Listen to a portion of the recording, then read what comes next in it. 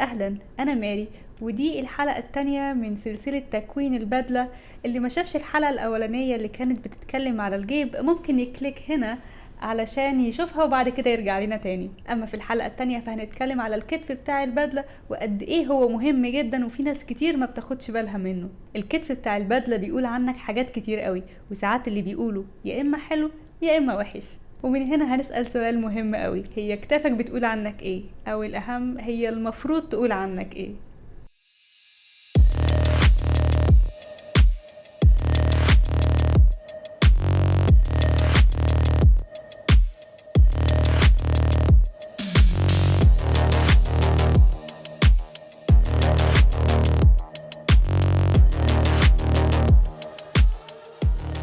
الكتف هو قطعة أساسية جدا من البدلة بتاعتك، هو اللي بيحدد السلوات بتاع شكل جسمك، هو اللي بيحدد وقفتك، وهو كمان اللي بيحدد ازاي النور بيقع على البدلة بتاعتك. في عالم التفصيل في مدارس كتير جدا. في الستايل الانجليزي اللي الكتف بيبقى فيه منتظم جدا والزوايا بتاعته واضحة، وفي الكتف النابولي اللي هو بيبقى طري وناعم جدا، وفي الكتف الامريكي اللي انت تحسه طبيعي وبسيط وعادي زيادة عن اللزوم. كل واحد فيهم ليه قصة مختلفة، ممكن يكون ليه رسالة مختلفة أو موقف مختلف، بس ما ينفعش ولا واحد فيهم يكون ليه أبعاد غلط أو مقاساته مش مظبوط عليك. دي الحاجة اللي ما ينفعش تبقى موجودة. الكتف النابولي على سبيل المثال انت ممكن تلاحظ من أول 5 دقايق إن هو ناعم جدا على كتفك، وإنه مش متحدد زي باقي الأكتاف التانية. وتفتكر انه معمول بسهولة، بس ده مش حقيقي على فكرة. الكتف النابولي ده معمول بدقة جراحية على شكل كتفك بالظبط، وإلا مش هيبقى مظبوط وهيبقى شكله مأساوي. دلوقتي هنتكلم عن أنواع الأكتاف الرئيسية، يعني مثلا إيه هو الكتف المدور، وإيه هو الرابت شولدر، وإزاي بيخليك شكلك أطول، واللي بيحصل لو الحشوة بتاعت الكتف تخينة زيادة عن اللزوم، ويا ترى ايه الفرق بين السبالا كاميتشا والبيلت اب شولدر، وازاي تعرفوا تفرقوا بين الكتف الجاهز والكتف اللي عامل نفسه متفصل. هو مش بس الكتف بيحدد الشياكة بتاعت البدلة وشكلها وبيحدد السلوات بتاع جسمك، بس كمان هو بيحدد الراحة بتاعت جسمك، لانه لو الكتف معمول مظبوط في الغالب حركة دراعك هتبقى مريحة جدا بالنسبة لك، وهتبقى لبس البدلة مش معاناة زي ما كتير من الناس بتشتكي. اول حاجة لازم تعرفها ان بناء الكتف في البدلة من اصعب الحاجات اللي ممكن تتعمل في البدلة كلها، ولو اتعملت صح يبقى الترزي اللي انت بتعمل عنده الشغل بتاعك شغله مظبوط جدا، وبالتالي لو التيلر غلط وعمل حاجة مش مظبوطة البدلة كلها بتبوظ، لانه خلاص مش هينفع تتصلح. في حد ممكن يجيب بدلة واسعة عليه شوية ويقول انا هضايقها من على الجنب فالكتف هيظبط لوحده، دي حاجة مش صح، دي حاجة غلط جدا. لو البدلة مش على قدك يبقى مش على قدك، ولو الكتف فيه مشكلة يبقى مستحيل يتغير. نادرا قوي لما تلاقي ترزي شاطر يقدر يصلح حاجة في الكتف، لانه بياخد مجهود كبير جدا، ما يعادل انك بتبني البدلة من الاول. هو ليه الكتف مهم جدا كده؟ لانه في الغالب الناس لما بتيجي تبص على حد بتبص على عينيه، بعد كده راسه، وبعد كده بتعمل مقارنة لا واعية ما بين حجم الراس والكتف. فلو حجم الكتف تمام اوكي، لكن لو حجم الكتف غريب انت في مشكلة. فالكتف هو نقطة الارتكاز بتاعة الجسم كله. لو الكتف واسع عليك بيخلي شكلك مهمل مش متوازن طفولي، اما لو كان الكتف ضيق عليك فبيخلي حركتك مش مستريحة، ده كمان بيخلي شكل الراس اكبر مما هي عليه، ودي لوحدها مشكلة كبيرة. مقاس الكتف بيأثر على سقوط الكم، دوران الجاكيت، وشدة اللياقة، وبالتالي الأكتاف الوحشة بتأثر بالسلب وبتشوه شكل الجسم العلوي اللي هو من عند الصدر ومن عند الظهر. تعرف منين ان الكتف مش مقاسك؟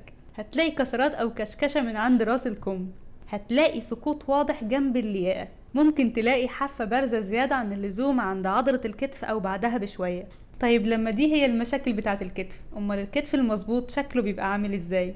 اول حاجة ممكن تعرفها لو شفت حد من بعيد وحسيت انه السلوات بتاعه او خط الجسم بتاعه منتظم، دي علامة كويسة ان الكتف ده مظبوط. الكتف المثالي بينتهي بالظبط عند الحافة الخارجية بتاعت عضلة الدلتويد. لياقة الجاكيت لازم تكون مفرودة مش ساقطة او واسعة عليك.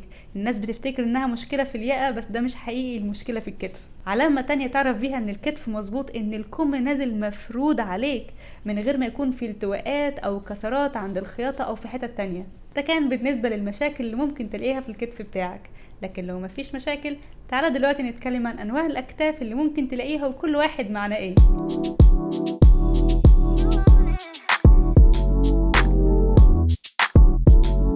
اول واحد هو الروبد شولدر او الكتف المدور. شكل الكتف ده مستقيم، وهتلاقي جزء بارز من عند التقاء الكتف بالكم.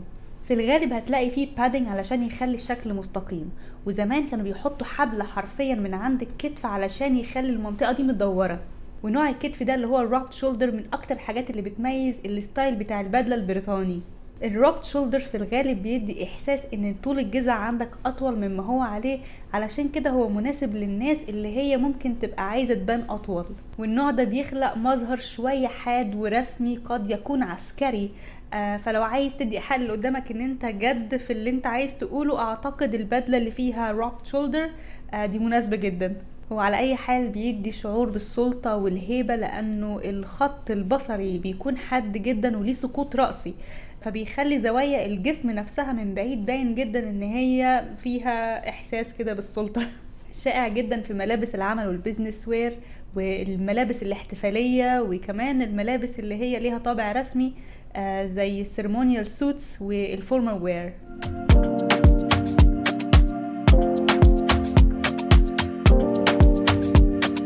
تاني حاجة الناتشر شولدر او الكتف الطبيعي، وده بيتصمم بحشوات صغيرة جدا في الكتف، او ساعات كمان من غير حشوات اصلا.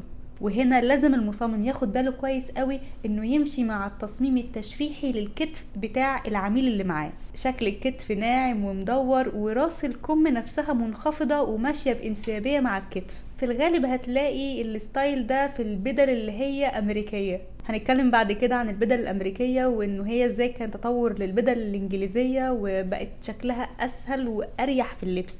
النوع ده من الاكتاف لطيف قوي لانه هو بسيط جدا ومش متكلف.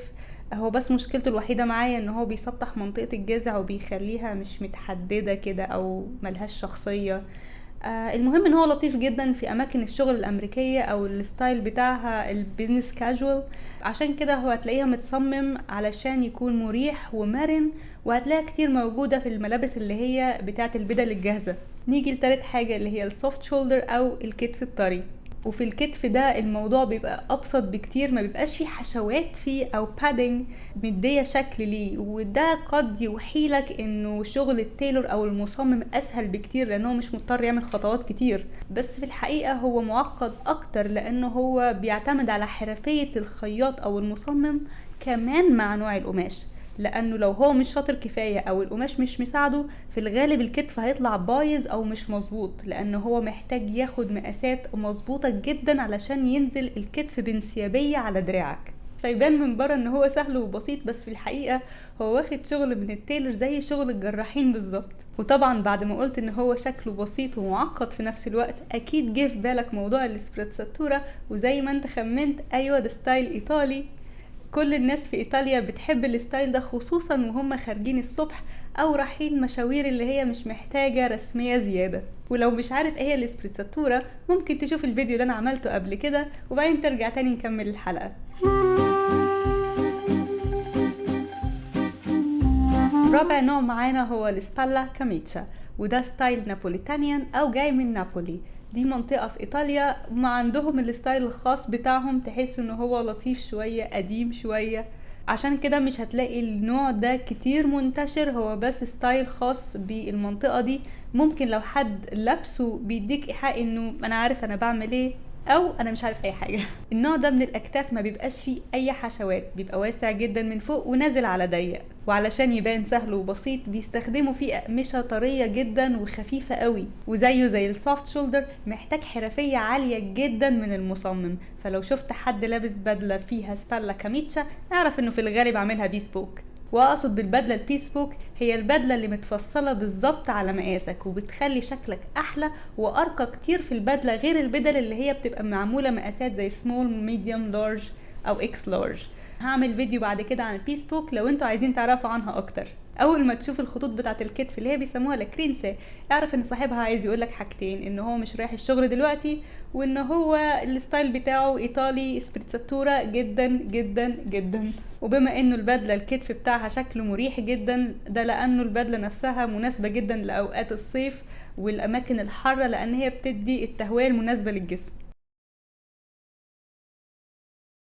في الحلقة اللي جاية هتكلم عن مقاسات البدلة وازاي تعرف البدلة دي مظبوطة على قدك ولا لأ، فعل الجرس واعمل سبسكرايب علشان ما تفوتكش اي حاجة هنزلها جديد. يومكم سعيد. باي باي. No, no, la polizia, no.